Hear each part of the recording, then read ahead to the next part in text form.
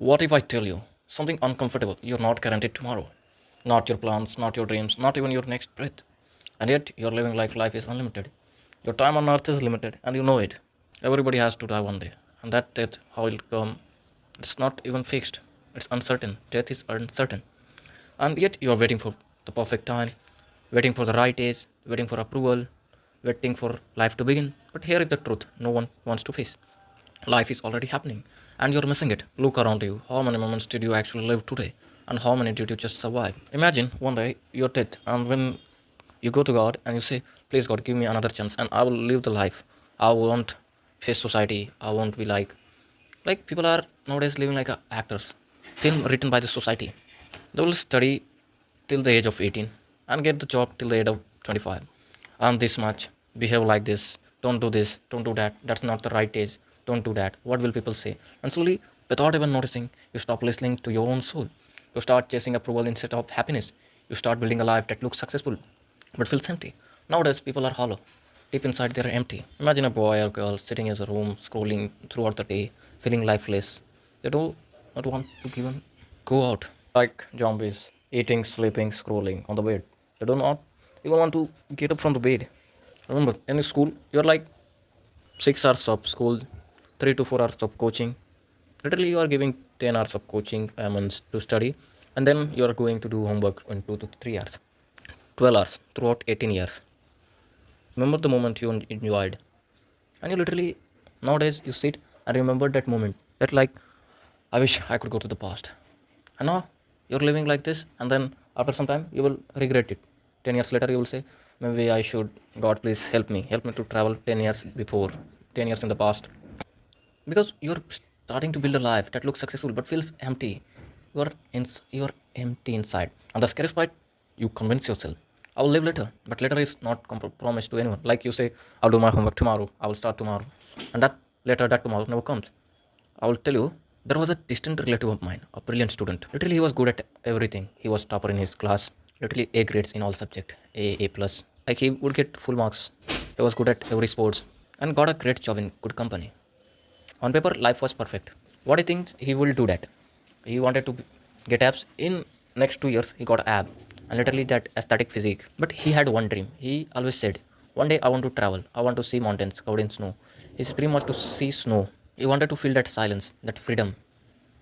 But he kept delaying it. Now I will do after school. I will do after college, and will do after a company. I will do after promotions.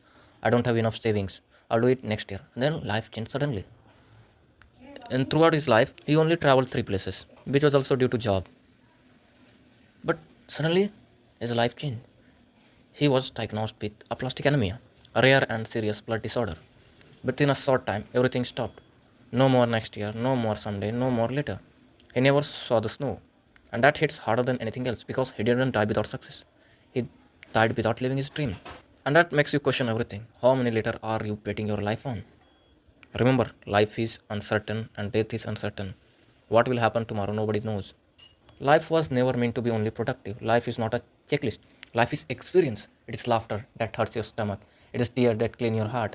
It is a random journey, a random joke, a random moment with friends. It is a silent sunset with your crush. It is doing something just because it feels alive. Traveling, partying, not partying means like being with friends, enjoying that moment, cracking jokes. Not everything has to make sense. Some things are nonsense.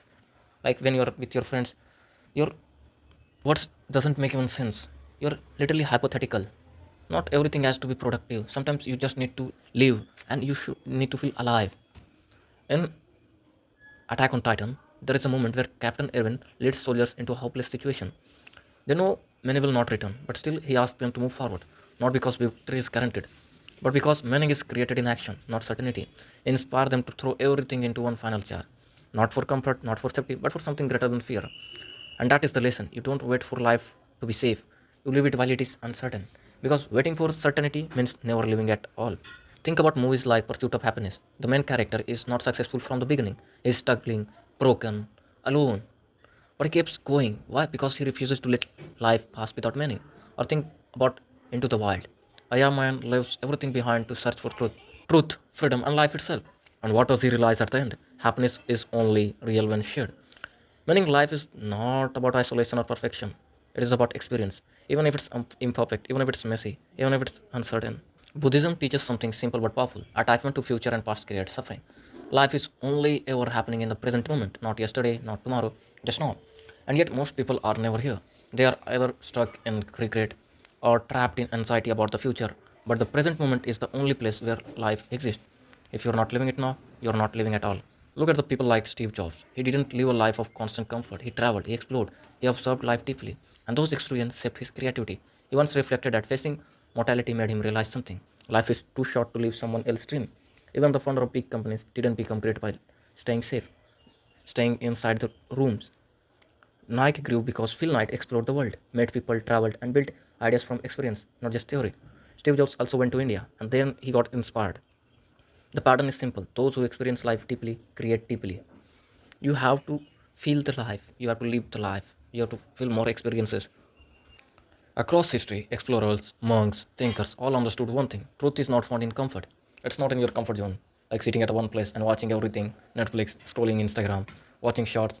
It is found in experience. Monks left kingdom to sit under trees. Explorers crossed ocean not knowing what they would find. Philosophers questioned reality itself. Why? Because they understood something simple. A life not explored is a life not understood. Today, people are more connected than ever, but less alive than ever. We scroll instead of feel.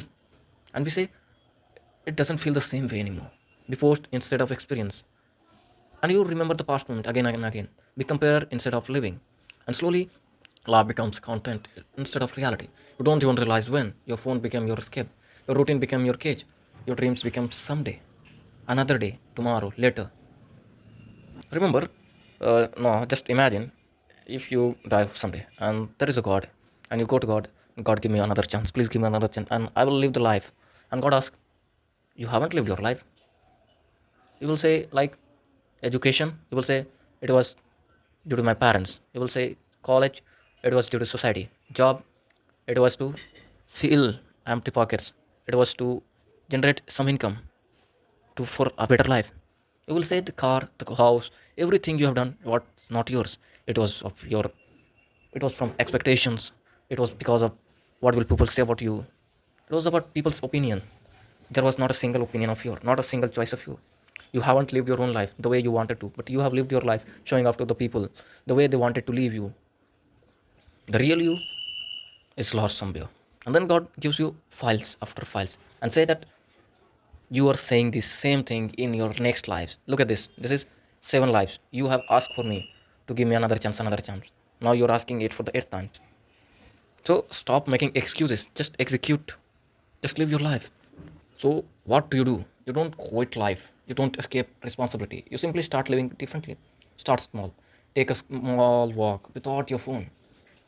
Watch the sky without rushing. Feel the moonlight. Feel the sunset. Because you are the guy who sleeps when sunrise. Travel, even if it's nearby. There are some people like they are in locality and there is this famous place and they haven't visited it a single time, not once. And they say, "Oh, I have not visited that." Do something that scares you a little, like talking to a people, talking to opposite gender, because nowadays people don't talk and they're really afraid of talking to the opposite gender. Say yes to memories, not just tasks. Say no to things that kill your peace, because your life, your choices. Listen to everyone, but do what you want to do, because your soul is not asking for perfection, it is asking for presence. Feel the present, live the present. One day, everything you are stressing about right now will not matter. But the moments you live, they will. The laughter, the rest, the trips, the friendship, the sunset you actually watched. Those are the things that stay, not achievements, not approval, not opinions, only memories of being alive. There is a saying that when you die, you remember the most satisfying moments of your life. 7 minutes before death, you memorize every good thing that happened to your life. So live a life that people will remember. Not just like you're not here forever. Your time on earth is limited. No one is. And that is not something to fear. It is something to awaken you. Because life is not saying prepare endlessly. Life is saying experience means while you can. Because you don't know when death will arrive. So ask yourself, if your life ended tomorrow, would you feel proud of what you achieved or would you regret what you never allowed yourself to feel? Are you living for people? Are you living for yourself? Or are you finally ready to live for your soul? Because in the end, the only thing that truly matters is how long you lived, but how deeply you lived. There are some people who doesn't live 100 years or 200 years, but they have lived the life that people want to live like them. So live the life deeply, so you won't regret it later.